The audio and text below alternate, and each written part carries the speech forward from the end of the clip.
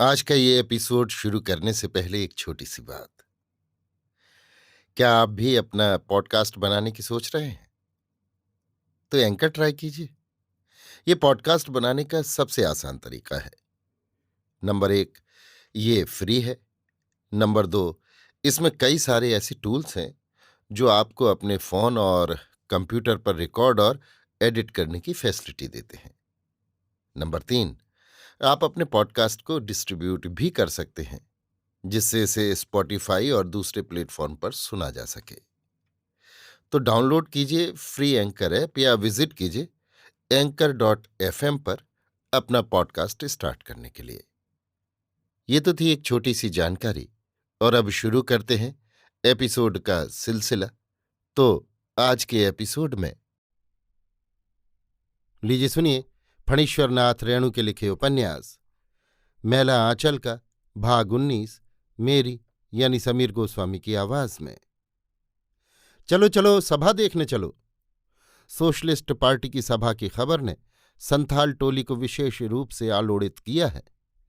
गांव में अस्पताल खुलने की खुशखबरी की कोई खास प्रतिक्रिया संथालों पर नहीं हुई थी। गांव के लड़ाई झगड़े और मेल मिलाप से भी उन्हें कुछ लेना देना नहीं। लेकिन ये सभा जमीन जोतने वालों की, कर्तव्यनिष्ठ और मेहनती संथाल किसानों के दिमाग की मुद्दत से उलझी हुई गुत्थी का सही सुलझाव। जमीन जोतने वालों की सभा। जमीन किसकी? जोतने वालों की। जो जोतेगा वो बोएगा, जो बोएगा वो काटेगा, कमाने वाला खाएगा। इसके चलते जो कुछ हो, कालीचरण समझा रहा है। चारों ओर स्वस्थ सुडौल स्वच्छ और सरल इंसानों की भीड़। श्याम मुखड़ों पर सफेद मुस्कुराहट, मानो काले बादलों में तीज के चांद के सैकड़ों टुकड़े। बिरसा मांझी का जवान बेटा मंगल मांझी कालीचरण के वाक्यों को गीतों की कड़ी में जोड़ने की चेष्टा करता है। जो हिरे जोत बे सो हिरे बोए बे। सनिया मुर्मू कालीचरण की हर बात पर खिलखिलाकर हंसती है। सरगम के सुर में हंसती है सनिया, तीतर की आवाज की तरह है। पीछे की ओर झूलता हुआ रंगीन आंचल रह रहकर चंचल हो उठता है, मानो नाचने के लिए मोरनी पंख तौल रही हो। उसके चरण थिरकने के लिए चपल हो उठते हैं। मनर की मंद आवाज रिंग रिंग ताधिनता, डिग्गा की अटूट ताल डा डिग्गा डा डिग्गा। उन्मुक्त स्वर लहरी, जो हिरे जोत बो सो हिरो बोए बो। मुरली की लय पर पायलों का छुम छुम छन्न छन्न, डा डिग्गा रिंग रिंग ताधिनता। चल चल रे सभा देखेला। 4 पुश्त पहले की बात। संथाल परगना के 3 पहाड़ी अंचल की पथरीली माटी का मुंह तोड़कर ऊबड़ खाबड़ पहाड़ी रास्ते को तय करके जब इनके पूर्वज इस गांव की नरम माटी पर आकर बसे थे, गांव वालों ने जमींदार के पास जाकर फरियाद की थी, हुजूर, माई बाप जंगली लोग हैं, सुनते हैं तीर धनुष से जान मार देने पर भी सरकार बहादुर इनको कुछ नहीं कर सकता है। इन्हें हरगिज नहीं बसाया जाए हुजूर। लेकिन जमींदार ने समझाकर कहा था, ऐसी बात नहीं, वे बड़े मेहनती होते हैं। धर्मपुर इलाके में जाकर देखो, राजा लक्ष्मीनाथ ने इनसे हजारों बीघा बंजर जमीन आबाद करवा लिया है। पड़ती और भीठ जमीन से ही तेजू बाबू को 2000 मन गेहूं उपजाकर संथालों ने दिया है, मालूम। जमींदार ने गांव वालों को विश्वास दिलाया था कि इन्हें गांव से अलग ही बसाएंगे। सभी जमींदारों ने इन्हें जंगल में ही बसाया है। उसके बाद से ही बबूल, झरबेर और साहुड़ के पेड़ों से भरे हुए जंगल हर साल साफ होकर आबाद होते गए। आज जहां सैकड़ों बीघे जमीन में मोती के दानों से भरी हुई गेहूं की बालियां पुरवैया हवा में झूम रही हैं, धरती का वो टुकड़ा सर्वे के कागजात और नक्शे में जंगल के नाम से दर्ज है। जिस जंगल में बाघ का शिकार खेलने के लिए जिले भर के राजा और जमींदार जमा होते थे, गांव के नई उम्र के लड़के तो विश्वास नहीं करते। नीलहे साहबों के नील के हौज ज्यादातर इन्हीं मूक इंसानों के काले शरीर के पसीने से भरे रहते थे। साहबों की कोड़ों की मार खाकर जमींदारों की कचहरियों में दिन भर मोगलिया बांधी की सजा भुगतने के बाद, मोगलिया बांधी यानी एक कड़ी सजा, शाम को मोहन की जादू भरी वंश बजी और सब कष्ट दूर हो गए।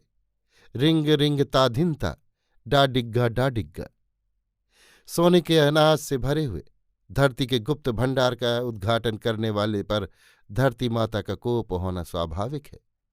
यही कारण है कि आज जमीनों के मालिकों ने, जमीन के व्यवस्थापकों ने और धरती के न्याय ने धरती पर इनका किसी किस्म का हक नहीं जमने दिया है। जिस जमीन पर उनके झोंपड़े हैं वो भी उनकी नहीं। हल में जुता हुआ बैल दिन भर खेत चास करता है, चास यानी जोतना, इसलिए बैलों को भी धरती का हकदार कबूल किया जाए, ये कैसी बात है। 1947 के कांग्रेसी मंत्रिमंडल के समय इस जिले में एक अंग्रेज कलेक्टर आया था। उसने इस व्यवस्था को अन्याय समझ सुधारने की चेष्टा की थी। जिले भर के भूमिहार, जमींदार और राजा घबरा गए थे। जिले के अधिकांश नेता भूमिहार और जमींदार थे। अंग्रेज कलेक्टर पर इल्जाम लगाया गया, संथालों को उभारकर जिले में अशांति फैलाकर कांग्रेसी मंत्रिमंडल को असफल बनाने का षड्यंत्र करता है। कांग्रेस संदेश के संपादकीय में संथालों के प्रति थोड़ी संवेदना प्रकट की थी। बेचारे विद्या अलंकार संपादक को उसी दिन मालूम हुआ था कि विद्या का अलंकार कितना बेमानी है। जिला मंत्री ने आंखें लाल करके कहा था, विद्यापीठ का शास्त्र यहां काम नहीं देगा। विद्यापीठ में गधे के सर पर सींग तो नहीं जम सकती है।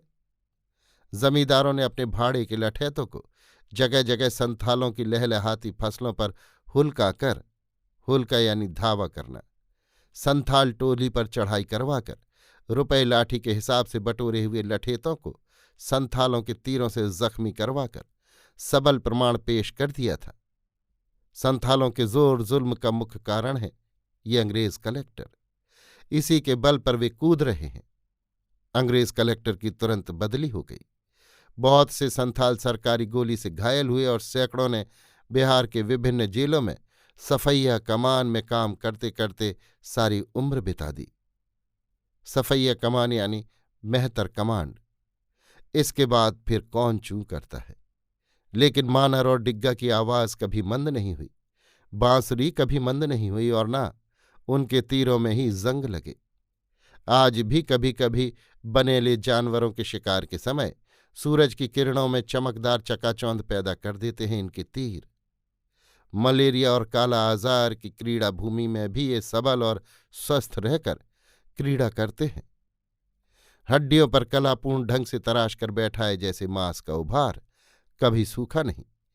ताजे फूलों की पंखुड़ियां जैसे उनके होंठ कभी जर्द नहीं हुए और न किसी संथाल के पेट में कभी पिलही बढ़ जाने की बात ही सुनी गई। अस्पताल खुलने से उनका क्या फायदा होगा। लेकिन जमीन जोतने वालों की, चलो चलो सभा देखने चलो, किसान राज कायम हो, मजदूर राज कायम हो, गरीबों की party socialist party, socialist party जिंदाबाद। ये जो लाल झंडा है आपका झंडा है, जनता का झंडा है, आवाम का झंडा है, इंकलाब का झंडा है। इसकी लाली उगते हुए आफताब की लाली है। ये खुद आफताब है। इसकी लाली, इसका लाल रंग क्या है? रंग नहीं, ये गरीबों, महरूमों, मजलूमों, मजबूरों, मजदूरों के खून में रंगा हुआ झंडा है। कामरेड सैनिक जी भाषण दे रहे हैं। खून में रंगा हुआ झंडा? बादरदास ने कालीचरण के कहने से हाथ में झंडा लिया था।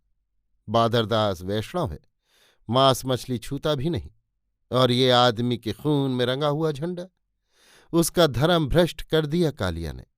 छी छी, वो हाथ में झंडे का बांस थामे खड़ा है। वो अचानक ही झंडे के बांस को छोड़ देता है।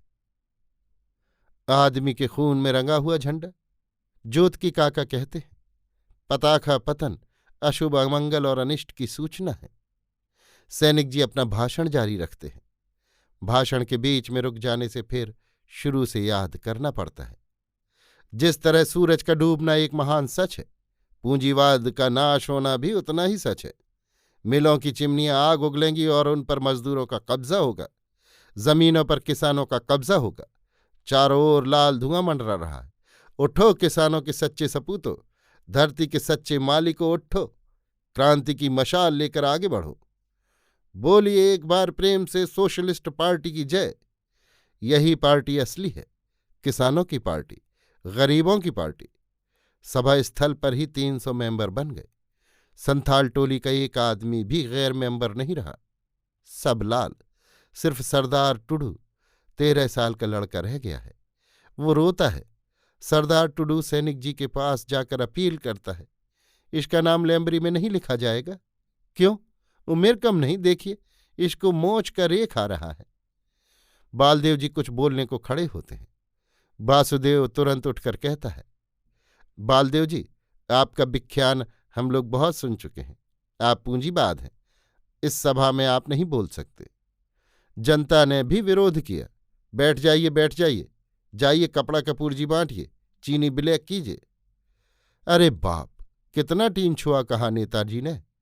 1000 टीन छुआ ब्लैक कर दिया मिनिस्टर कांग्रेसी ने। इसीलिए तो देहात से हुक्का उठ रहा है। अब लोग बीड़ी न पिए तो क्या करें? हुक्का के तंबाकू के लिए छुआ गुड़ कहाँ से आएगा? सब ब्लैक हो गया। अन्याय है। तहसीलदार साहब को तो नेताजी ने भरी सभा में बेइज्जत कर दिया। अलबत्त गाली देते हैं नेताजी। जमींदार के दुम ये तहसीलदार मुफ्तखोर। मगर तहसीलदार साहब हंसते ही रहे थे। उस रात को बिदा पद नाच के बिकटा की भणैती सुनने के समय जैसी मंद मुस्कुराहट उनके चेहरे पर थी, आज भी है। कालीचरण अब खेलावन सिंह के कब्जे से बाहर है। कालीचरण यादव कुल कलंक है। बूढ़ा कुकरू बुढ़ापे तक खेलावन का बैल चराता था और उसका बेटा लीडर हो गया। सुशलिंग लीडर।